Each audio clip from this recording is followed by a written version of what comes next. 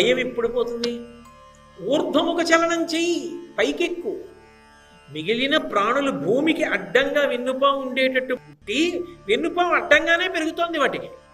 కానీ అమ్మవారు మనిషి పుట్టినప్పుడు భూమికి అడ్డంగా పుడుతున్నాడు, పెరిగినప్పుడు నిలువుగా పెరుగుతున్నాడు, వెన్నుపాము నిలువుగా నిలబడేటట్టు చేసింది ఆవిడ.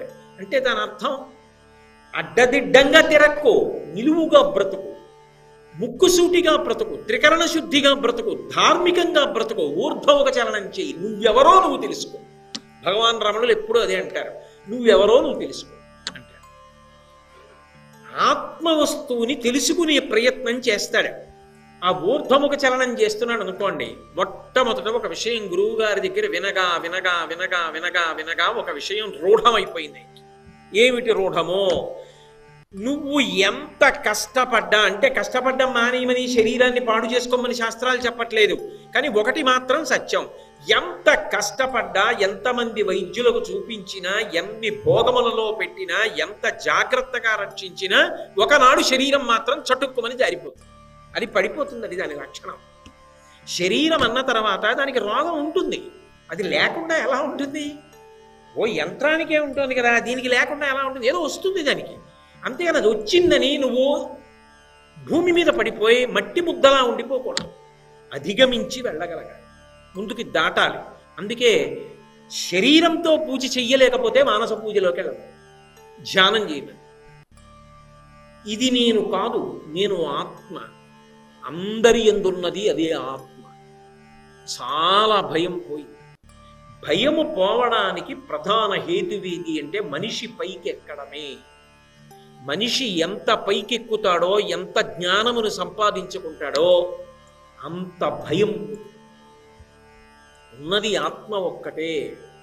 ఆ స్థితికి నిజంగా ఎదగగలిగాడు అనుకోండి, ఆ ఎదగగలిగినటువంటి వాడు ఎవరుంటాడో ఆయనలో ఉన్నటువంటి భావన పరిపుష్టతని పట్టుకుంటాయి మిగిలిన ప్రాణులు, భాష అవసరం లేకుండా. ఒకప్పుడు అరుణాచలంలో ప్లేగ్ వ్యాధి వచ్చింది.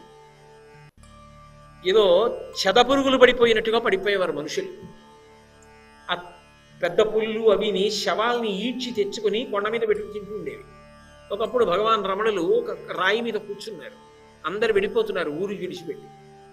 ఆయన నేనెక్కడికి వెళ్ళాలి, నేను వెళ్ళడానికి చోటు ఏముందన్నారు. ఆయన ఎప్పుడు నేను ఆత్మని అన్న అనుభూతిలో ఉండేవారు. ఒక పెద్ద పులి ఒక శవాన్ని ఈడ్చుకొచ్చి తింటూ ఆయన అక్కడ కూర్చుని ఉన్నారు రాయి మీద. పళనిస్వామి అని ఒక ఆయన ఉండేవాడు.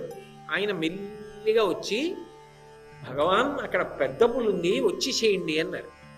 ఆయన అన్నారు, ఓ వారు ఉన్నారా, వారు మన ఏం చేస్తారు అన్నారు. ఆయన పెద్ద పులిని కూడా అది ఇది అనేవారు కాదు, పావుని కూడా వారు ఉన్నారు, వారు వచ్చారు, వారు వెళ్ళారు అంటూ ఉండేవారు. అందులో ఉన్న ఆత్మ ఇందులో ఉన్న ఆత్మ కన్నా భిన్నం కాదు, అది ఆయన అనుభవం. జ్ఞాని మనకు అర్థం కాడు, అర్థం కాలేదు కాబట్టి జ్ఞాని గురించి తప్పుగా మాట్లాడితే ఎలా, తప్పు చేసి మాట్లాడితే ఎలా, అర్థం చేసుకునే ప్రయత్నం చేయండి. కాబట్టి ఆ స్థాయిలో ఉన్న వ్యక్తి మనోభావాన్ని పులి గమనించింది. అది రెండు కాళ్ళు చాపి నమస్కారం చేసి వెళ్ళింది. అంటే క్రౌర్య స్వభావం కలిగినటువంటి ప్రాణులు కూడా ఆ స్థాయికి వెళ్ళినటువంటి మహాపురుషుల యొక్క సన్నిధిలో ఆ శాంతిని పొంది